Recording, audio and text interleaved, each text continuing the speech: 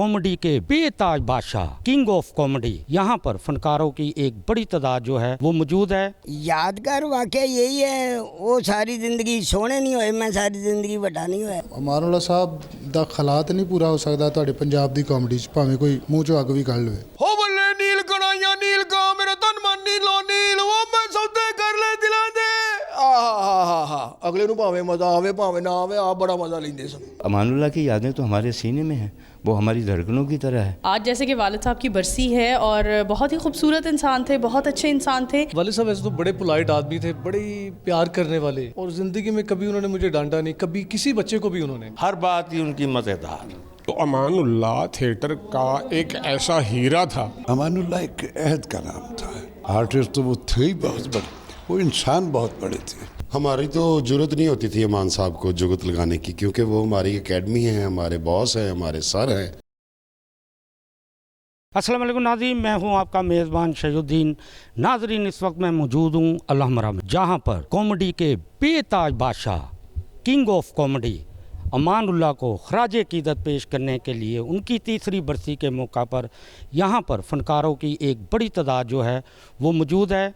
आए उनके funny career के हवाले से उनके साथी फ़नकारों से बात करते हैं कि अमानुल्लाह कैसे थे, उनकी क्या लाइफस्टाइल था और उनकी ज़िंदगी के जो शब व रोज़ थे वो आप लोगों के साथ कैसे गुज़रे। आइए, हमारे साथ मौजूद हैं जी कोडू। अमानुल्लाह के बेहतरीन दोस्तों में इनका शुमार होता है। इनसे भी बात करते हैं ट्रिब्यूट पेश करने के लिए उनकी बरसी पर। आज अलहमरा में कोडू साहब भी आए हैं।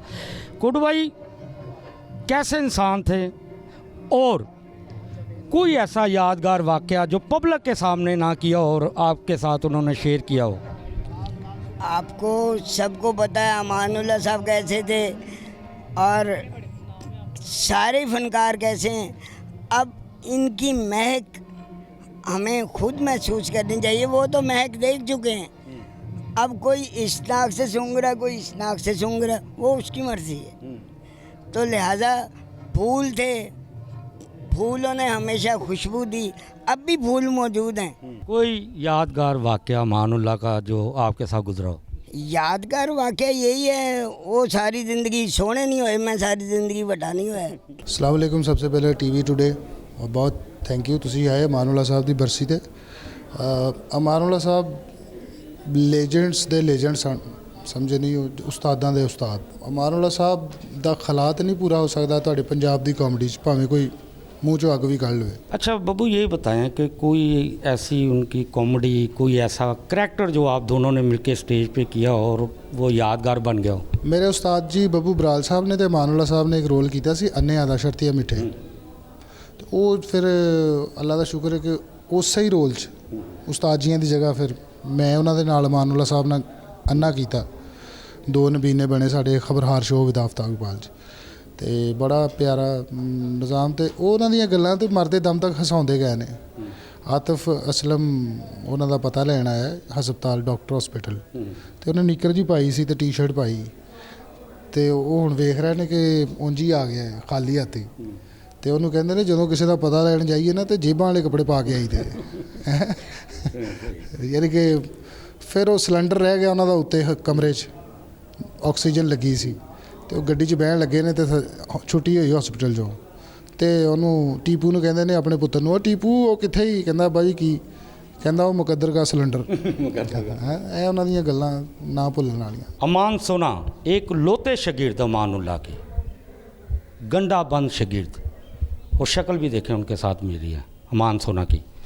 इनसे भी पूछते हैं अमानुल्लाह कैसे थे, इनका कैसे उनके साथ वक्त गुज़रा, ये बताएं। अमान सोना जी, अमानुल्लाह आपके उस्ताद थे और वाहद आप लाहौर में उनके एक ही शागिर्द थे, तो क्या कहेंगे? आज उनकी बरसी है। अमानुल्लाह साहब जूनियर बच्चे को यूं बाजू से पकड़ते और खींच के अपने पास लाते और कहते कि लगा जुगते मुझे जुगते लगा, ताकि कल को ये ना कह सको कि अमानुल्लाह साहब ने तो हमें बोलने नहीं दिया।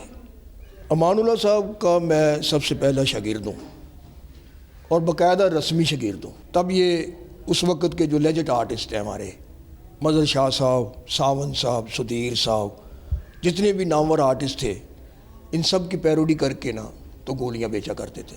जी मैं ट्रिब्यूट पेश कर रहा हूँ अपने उस्ताद मोहतरम बाबा जानी अमानुल्लाह खान साहब को कि वो आलम लोहार साहब की कॉपी कैसे किया करते थे।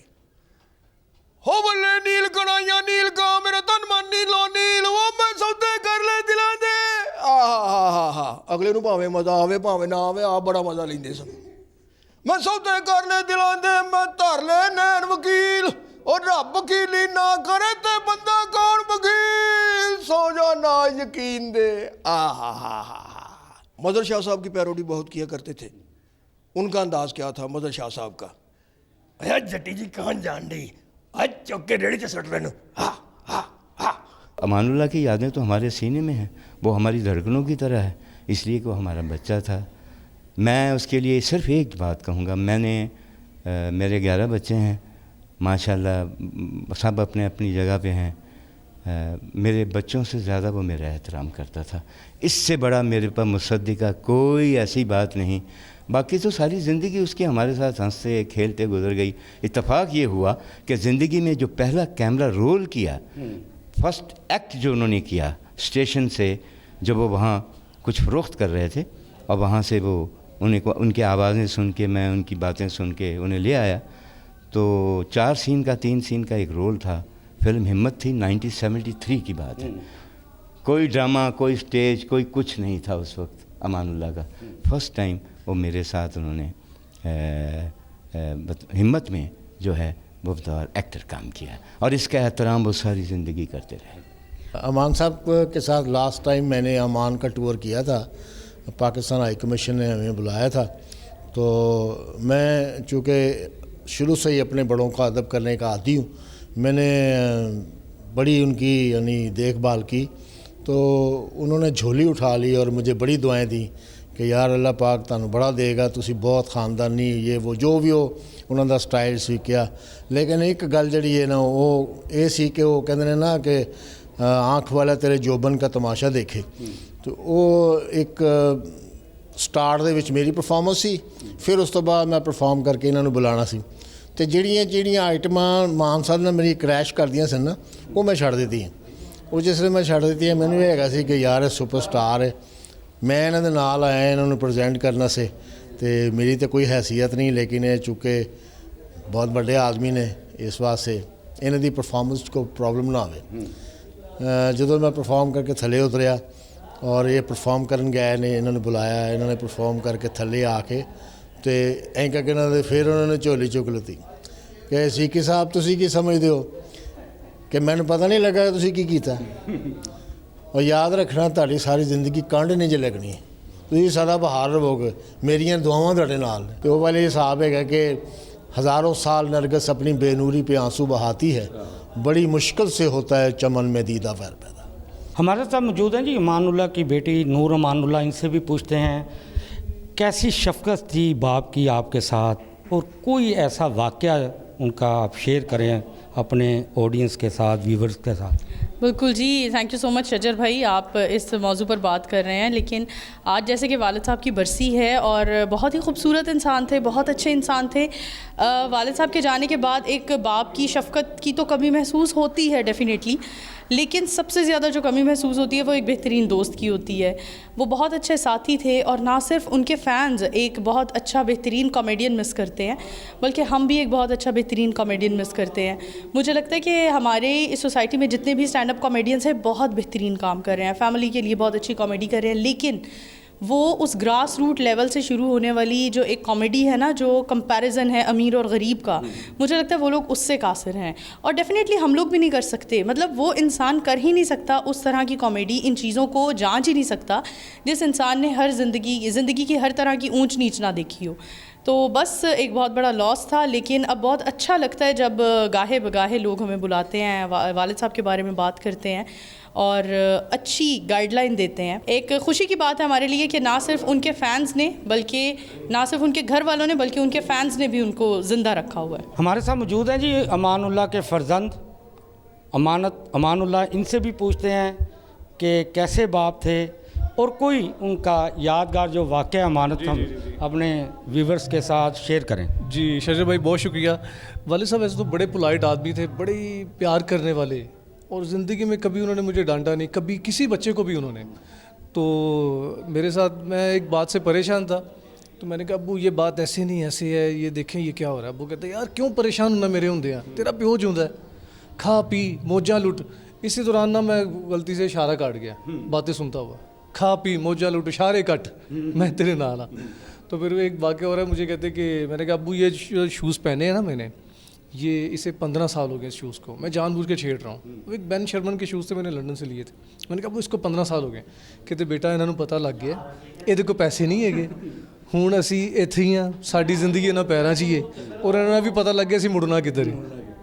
तो वो मेरे साथ बड़ा हंसी मजाक रहता था, बड़ा प्यार करते थे, बहुत ही दरवेश आदमी थे, बहुत ही एक अनप्रडिक्टेबल शख्सियत के मालिक थे। उनका एक वाक़या मुझे याद है, एक ड्रामे का डायलॉग है, कंजूस ड्रामा था, उसमें कंजूस बने हैं।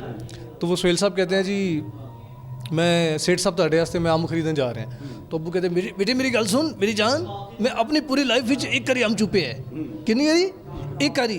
बेटे मैं चुपे 5 रुपये किलो, अज वही अम्ब 150 रुपये किलो है, वही अम्ब वही कलर वही टेस्ट, और मेरा दिमाग ख़राब, मैं फिर चुपा। एक वो अम्मी ला रहे थे लंदन से आपके लिए, आप लोगों के लिए, वो भी ज़रा शेयर कर दे। एक आर्टिस्ट थी, उसका नाम था कैथी, स्कॉटलैंड की आर्टिस्ट थी। तो वो वाले साहब ने 90 में उसके साथ ड्रामा भी किया था। अब 90 के बाद जब मैं पहली बार गया लंदन, तो मैं गया सन 2001 में पहली बार। तो मुझे कहते लै भी अज मैं तेनू तेरी चौथी माँ ना बुलावांगा जे किते मर ना गई हुई थे। मैंने कहा अबू ये क्या बात? कहते यार मेरे तो भी 10 साल बड़ी सी, तो हूँ इन्नी देर बाद आया रहेगी भी है कि नहीं हैगी। तो बहुत ही बड़ी प्यारी यादें उनके साथ, जो एक बाप से बरकत एक रहमत होती है, बहुत मिस करता हूँ मैं, बहुत मिस करता हूँ। हमारे साथ मौजूद हैं जी लेजेंड अदाकार जवाद वसीम। एक अरसा अमानुल्लाह के साथ इनका गुज़रा, बेशुमार स्टेज ड्रामों में इकट्ठे काम किया, टीवी पे इकट्ठे काम किया। कोई अमानुल्लाह का ऐसा वाक़या जो पब्लिक में ना हुआ हो, आपके साथ शेयर किया हो? कई बहुत से वाक़यात हैं कि मेरी बेगम बीमार हो गई। अब बेगम का उनसे कितना का ताल्लुक, कुछ भी नहीं, कभी कभी बस साल में कभी, तो रोना शुरू हो गया, और मेरी धी बीमार हो गई। मैं कहा तानू एडा कम होता कदा चढ़ गया है भैड़िया। तो मैं हैरान था कि यार मेरे घर मेरा कोई बच्चे को कुछ हो गया तो वो बीमार रोन डे ने, भजे आउन डे ने। तो कोई मौका मेरी शादी अपनी गाड़ी लेके, मेरे किसी रिश्तेदार की शादी, उस पर भी शादी गाड़ी लेके आए, मेरे पास गाड़ी नहीं होती थी उसमें, उनकी गाड़ी में हम जाते थे आते थे। बहुत से यानी कहीं कोई मेरी तलख कलामी हबल तो हुई ही नहीं, आपको पता कभी हो भी गए तो तू तो यहो जहा नहीं हैगा। तो मुझे डांट गया कि मैंने कहा गल तो सुनो, नहीं मैं तेरी सुननी नहीं, तू यहो जहा है ही भाजी गल।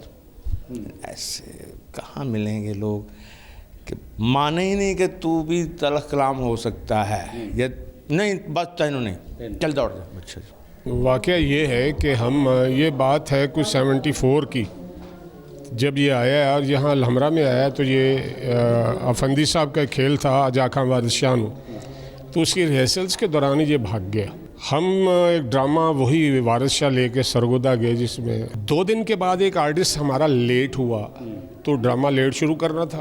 तो डॉक्टर साहब ने इसको रेडी किया कि जा, तो नहीं जाता था स्टेज पे कि यार जा के जो बातें हमें सुनाते वो पब्लिक को ज़रा सुना, तो जब तक वो आर्टिस्ट आएगा हम ड्रामा शुरू कर लेंगे। इसको ज़बरदस्ती ना उन्होंने कहा उसमें घबराने की बात नहीं, वही बातें जो हमें उसी तरह करो जाके।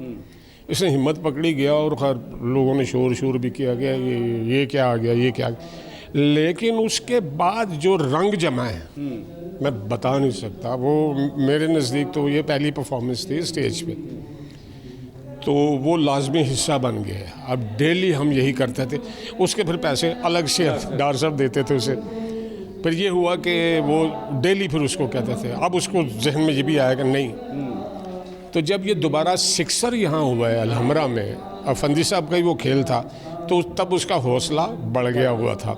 इसके बावजूद अफंदी साहब ने कहा कि पहले ये भाग गया था, तो ड्रामा शुरू होने से पहले इसको अंदर बुला के तो गेट बंद करा दिए कि ये भागे ना। और मेरा चाका लग गया, मैं कर लाँगा। फिर भी ना लेकिन वो फिर उसके बाद तो फिर पकड़ाई ही नहीं दिया और हमने बहुत काम किया, बहुत काम किया। तो अमानुल्लाह थिएटर का एक ऐसा हीरा था जो अब मुख्तलिफ लोगों में वो आपको नज़र आता रहेगा, मुख्तलिफ आर्टिस्टों में। वो उसका स्कूल ऑफ थॉट जो था वो जारी व सारी रहेगा, वो चलता रहेगा, रुकेगा नहीं। अमानुल्लाह इस सब कॉन्टिनेंट में कॉमेडी की एक नई तरह का आर्टिस्ट था जिसका स्कूल आज भी राइज है। उसमें से जो तो उसके कुछ सचमुच के फॉलोअर थे, उन्होंने अखलाक और अक़दार जो है उनको मलहूज़ ख़ातर रखते हुए परफॉर्म किया, उनको फॉलो किया। अमानुल्लाह एक अहद का नाम था, आज फिर उसी के लिए आए। उसके अल्लाह उसके दर्जात बुलंद करे। बड़ा ही नफीस आदमी था, कमी महसूस होती। आर्टिस्ट तो वो थे ही बहुत बड़े, वो इंसान बहुत बड़े थे। जिसने उसकी मखलूक को मुस्कराहटें और कह दिए, वो रब का कितना पसंदीदा और मकबूल शख्स होगा। तो बहुत सारी दुआएं हैं उसके लिए। हमारी तो ज़रूरत नहीं होती थी इमाम साहब को जुगत लगाने की, क्योंकि वो हमारी एकेडमी है, हमारे बॉस हैं, हमारे सर हैं, हमारे कॉमेडियन के वो बाप हैं, हमारे दरख्त हैं वो। तो हम तो उनके पते भी नहीं हैं। अमान साहब हमारे अंदर हैं, हमारे साथ हैं, हमारे पास है। अमान साहब के बगैर हम कुछ भी नहीं हैं, जैसे हम पाकिस्तान के बगैर कुछ नहीं है, ऐसे हम कॉमेडियन आपको हंसाने वाले अमान साहब के अलावा कुछ नहीं है। तो अमान साहब जिंदाबाद। वो इस दुनिया से पर्दा भी कर गए, लेकिन वो हमारे साथ हैं हर वक्त, हर जगह। मैं उनको महसूस करता हूँ। जी, अल्लाह करीम की रहमत फरमाए। अमानुल्लाह बहुत अच्छा फ़नकार था। अमानुल्लाह के साथी फ़नकारों का यही कहना था कि अमानुल्लाह एक दरवेश फ़नकार थे। किंग ऑफ कॉमेडी अमानुल्लाह की कमी कभी पूरी नहीं हो सकती। अब अपने मेज़बान शहीदुद्दीन को इजाज़त दीजिए। खुदा हाफिज़।